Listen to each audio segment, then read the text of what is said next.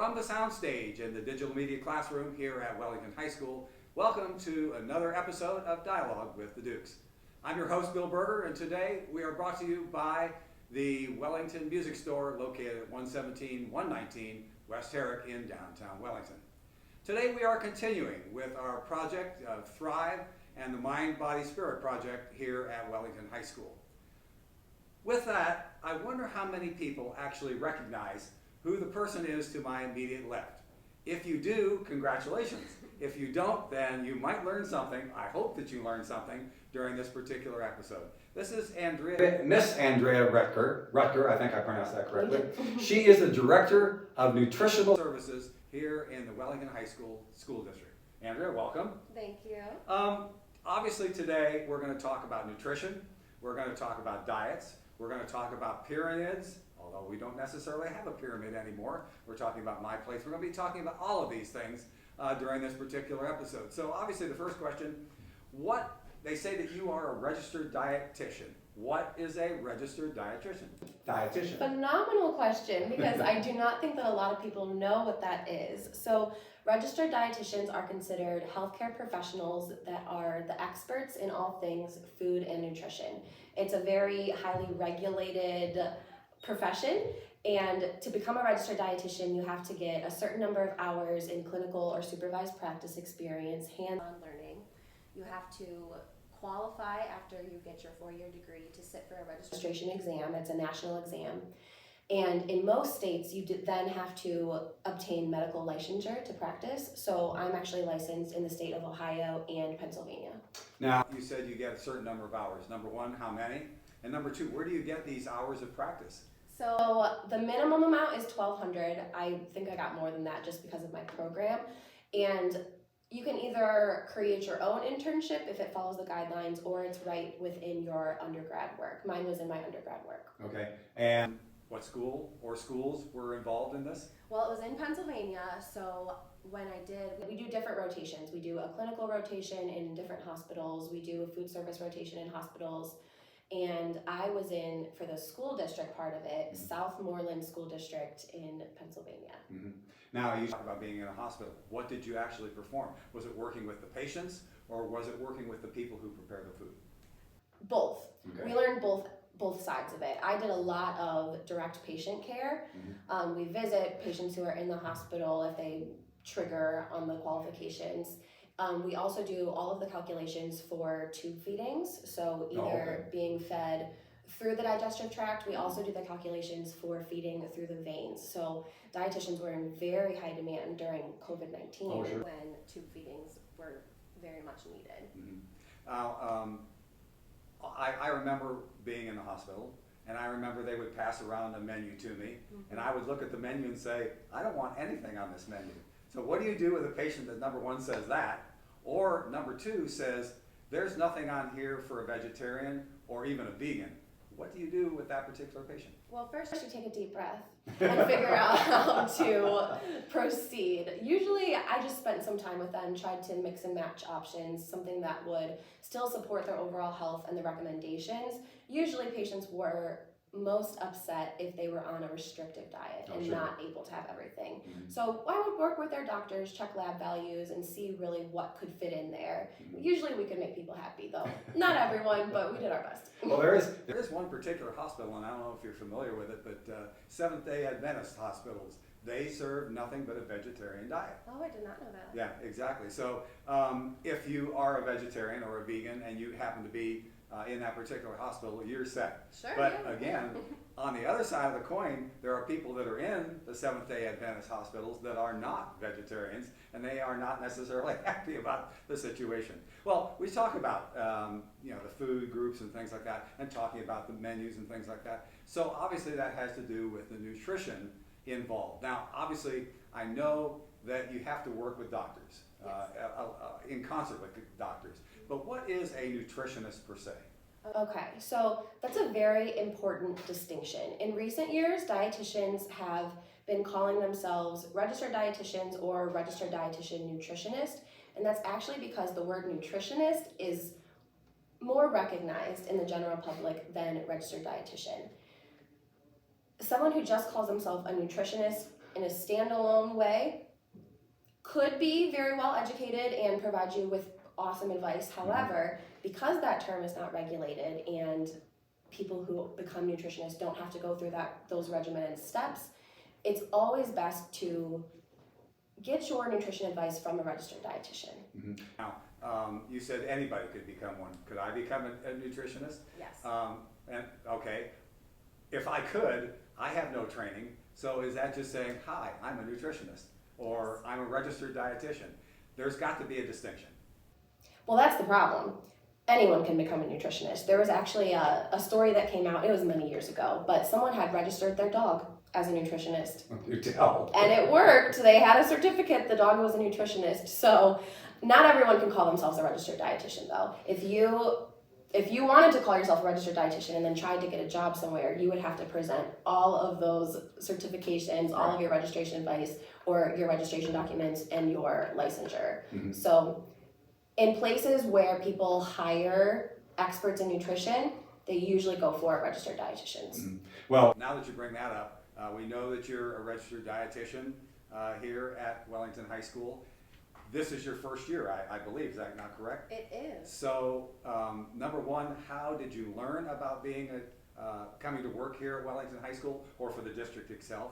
And number two, how did you present yourself?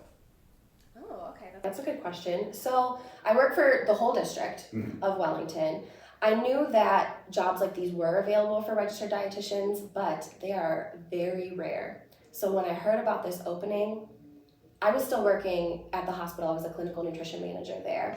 And I just knew I couldn't pass it up. I had to sit with it for a while, decide if I wanted to make that switch. My passion is really to help people, and it was a hard decision to weigh my impact at the hospital versus the school. But I really know that schools reach so many people all at one time, and I made my decision based on that. I think that we can make a big impact. Well, and obviously by talking with the students, they go home and talk to their parents. At least we hope that they do. Is that correct? Yes, that's exactly. Well, before we actually go in, because we have several things going on in the next, this month and next month going on. But before we go on to that, because I said at the beginning, how many people actually know who this person is? Now my next question is, where are you located? Who can come talk to you? Oh, anyone can come talk to me all the time. My office is actually in the high school, right next to the athletic director's office. So he's pretty popular. If you want to pop in next door, I'll be there. I'm also reachable with email. All of my information and contact information is actually on the school's website under the Nutrition Services tab. Okay. Now, you mentioned the athletic director. Do any of the, just out of mere curiosity, do any of the athletes come talk to you? Not yet. Not yet, But really? maybe once I'm a little bit more visible, I would love to talk to athletes as well. Exactly. Well, I kind of talked about the fact that we're in the middle of February, and for those of you who don't know it, yes, we know that Valentine's Day is on February 14th, but also the month of February is called Heart Month. The month of February is called Heart Month. What is the idea behind Heart Month, and what is so important about Heart Month? Okay, so Heart Month happens every single year. It's from the American Heart Association, and it is a time to focus on cardiovascular health. We really should be focusing on that all year round, but it's good to have a special month to highlight these things and to get people really thinking about it. So heart disease is actually one of the leading causes of death in the United States, and that's based on CDC data. Still, even updated this year, heart disease is one of the #1 killers. The risk factors for heart disease, there's some genetic components in there too. A lot of lifestyle risk factors, which is actually a good thing because that means that there's areas for improvement, areas for opportunity. We can't necessarily change our genetics, but we can change our habits. So one of the big risk factors that can lead to heart disease is high blood pressure. And a dietary change that we can make to decrease blood pressure, help to control blood pressure, is decreasing the amount of sodium that we eat. So that's a really important thing to do. Physical activity, extremely important. So the recommendation is at least 30 minutes per day, but more than that is great too.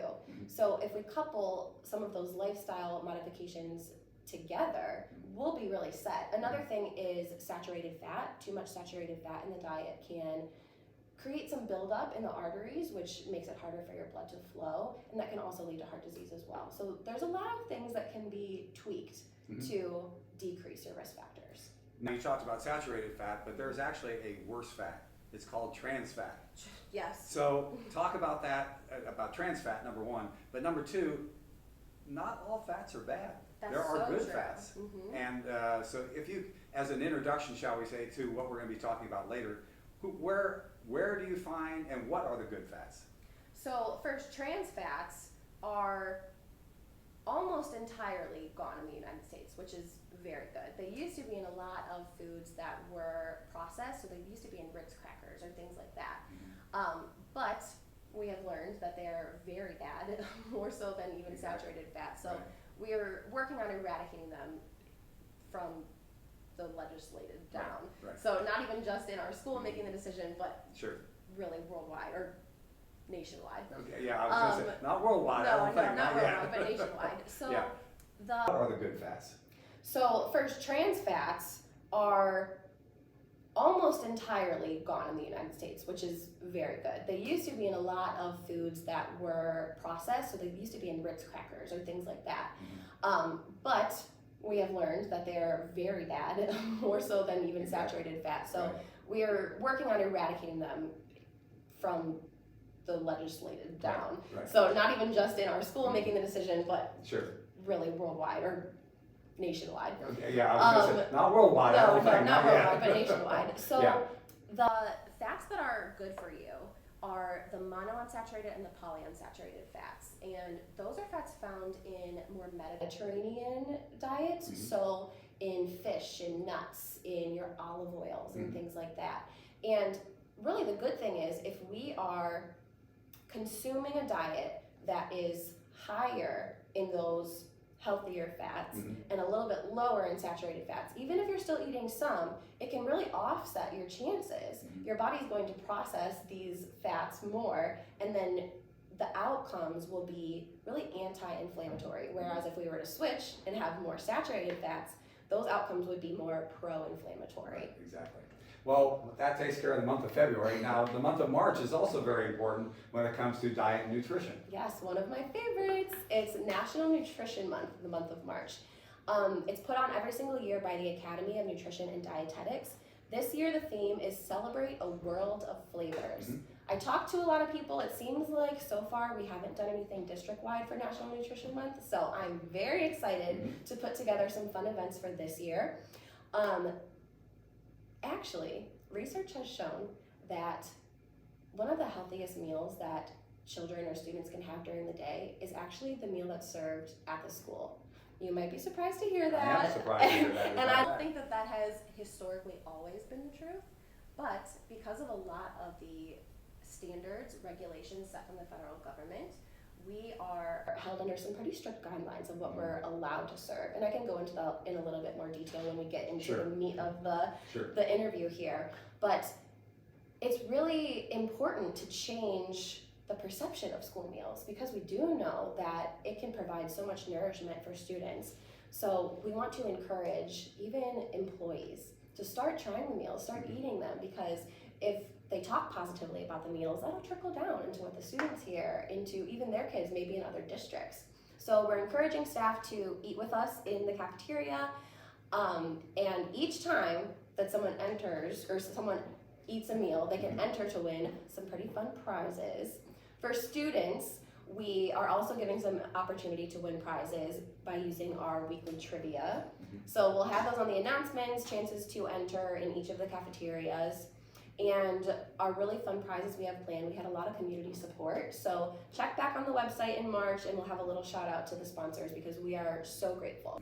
Exactly. Well, since you've been here since the beginning of the school year, have you been accepted, for lack of a better term? Has the food that you have maybe changed or implemented, things like that, how do you feel the acceptance has been within not only the student population, but maybe, hopefully, within the adult population also?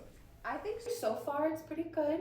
I haven't changed a ton. I didn't do a huge overhaul. We're starting small, but we've added some really cool new menu items, some burrito bowls where you can mix and match the items that you're putting on there, a baked potato bar, which is exciting. So a little bit more choices.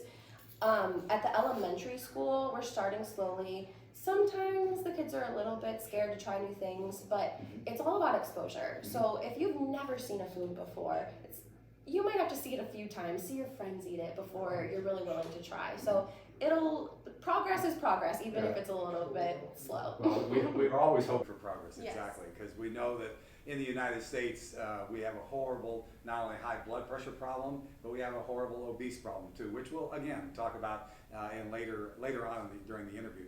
Well, we have talked with Andrea Rutger about nutritionists, diets, February and March being very important as far as food is concerned. And when we come back after this commercial, we will talk about specifically a balanced diet and what is a balanced diet and how does it actually conform to you in your daily life. This is Dialogue with the Dukes.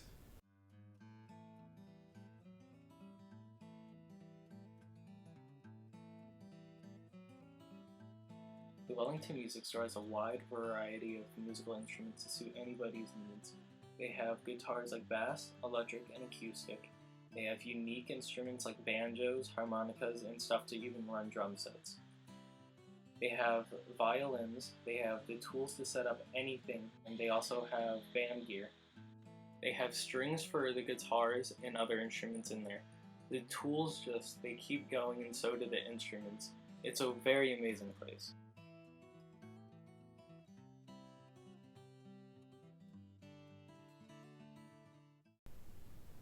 We are back. We hope that you have any questions about music or if you have any instruments and so on that you would like to talk to about. Talk to the people at the Wellington Music Store located at 117-119 West Herrick. They have all of the musical needs, I believe, that you could possibly need for not only here at Wellington High School or within the school district, but also out in different bands and things like that. Once again, the Wellington Music Store located at 117-119 West Herrick.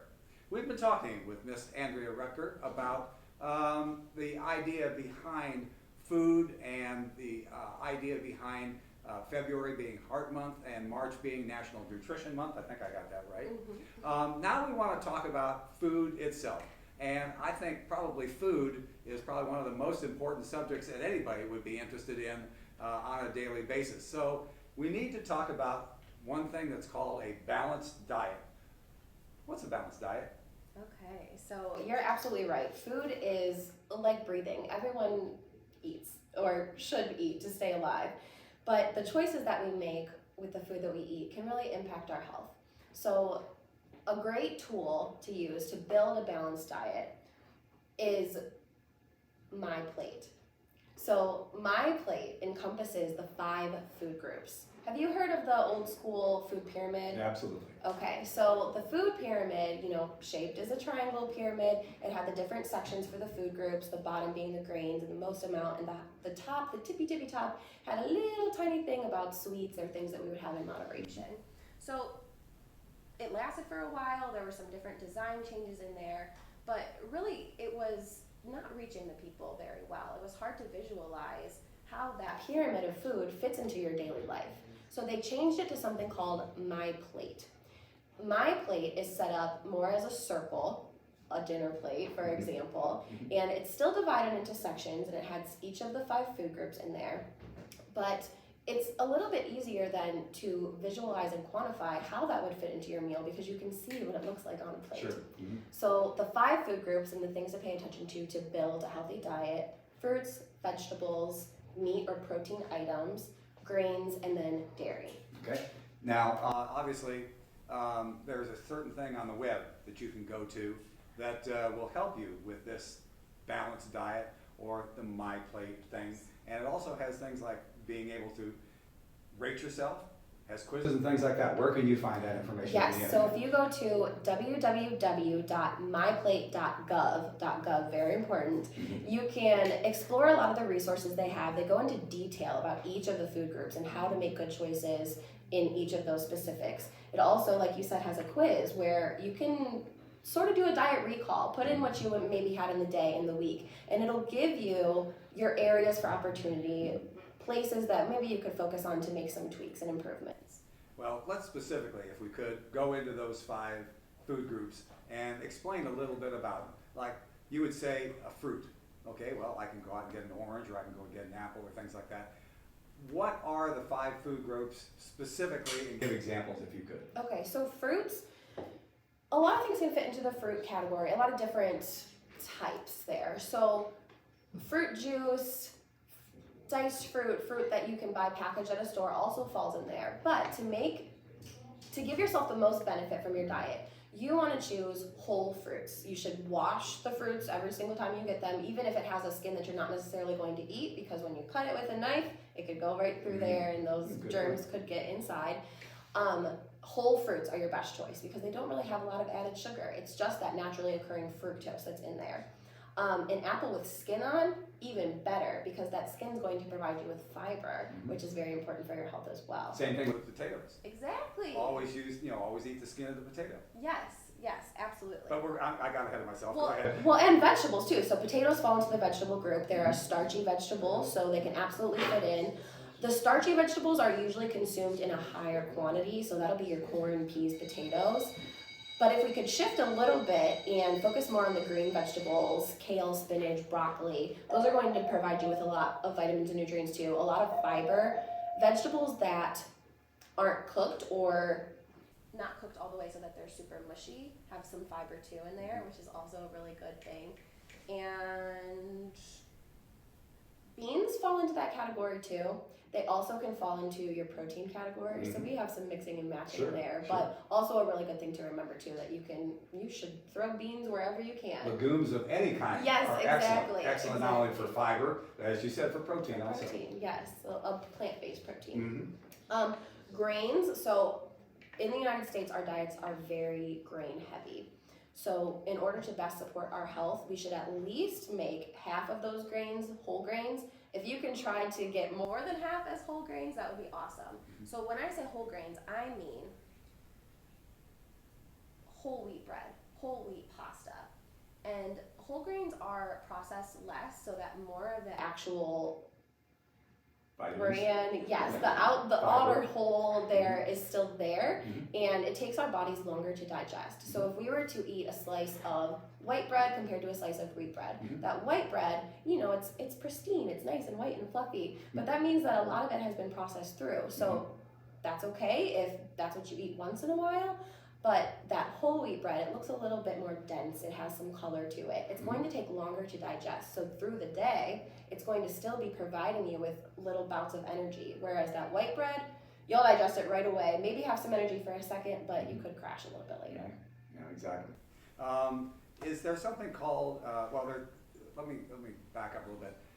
Dairy has got to be brought into this. Yes, absolutely. And also, everybody talks about protein and how protein is so important. So if you could talk about what dairies are good or not good, and also what proteins are good and not good, and why they are or are not important in a diet. Sure. So I think that first it's very important to know your own individual needs. So especially with dairy and protein, some people are not comfortable consuming dairy, and that is okay as long as you're getting your calcium and vitamin D needs from other places.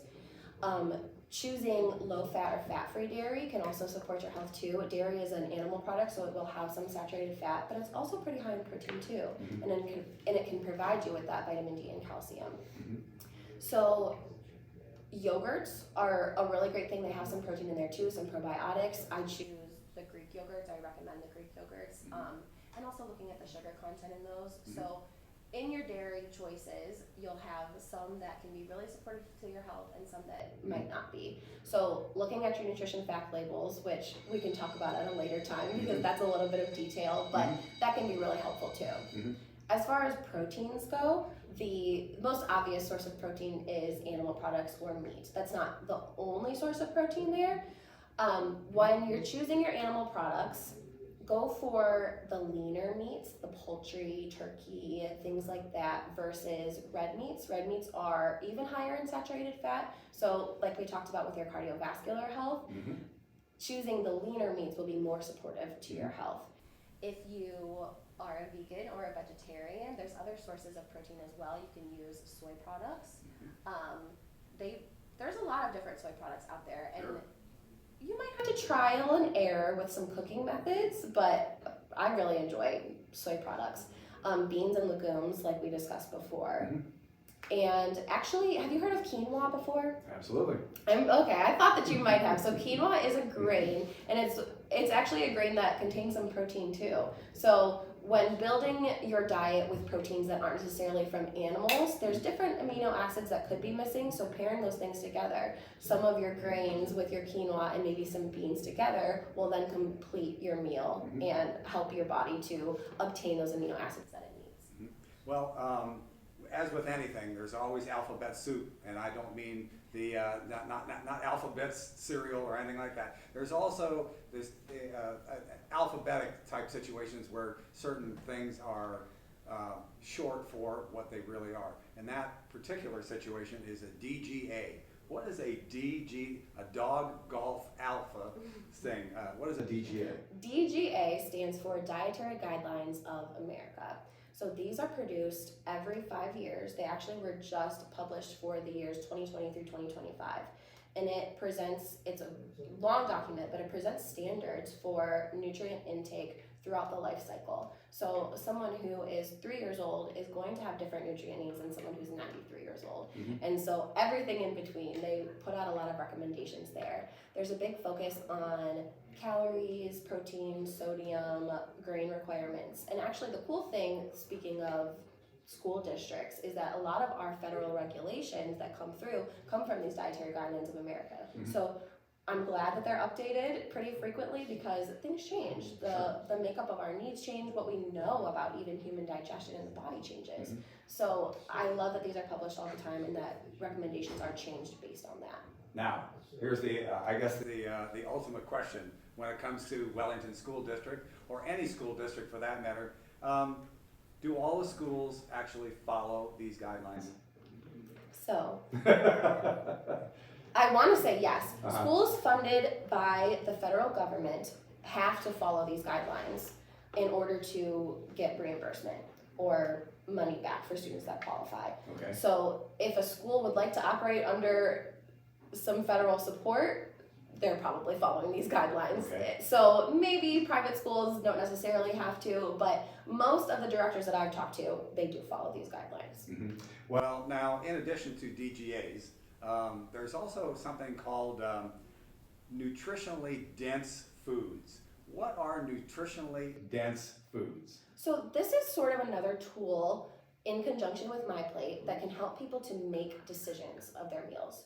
So we can compare and look at two different foods, and maybe they have the same amount of calories, but that doesn't necessarily mean that they'll provide us with the same amount of benefit. Okay. So calorie-dense foods provide us with mostly calories, not a whole lot else. Nutrient-dense foods will provide us with calories, but also some of those really good things. So for an example, if we were to choose between, and I'm making this up so the calories won't be the same, I'm going to show you now, a Pop-Tart and maybe a breakfast with eggs, whole grain toast, a little bit of oatmeal cereal. Okay. Even if they had the same amount of calories, which one do you think would support your health better? Well, you would think that the eggs and the whole wheat toast and a little bit of oatmeal and things like that may not be true.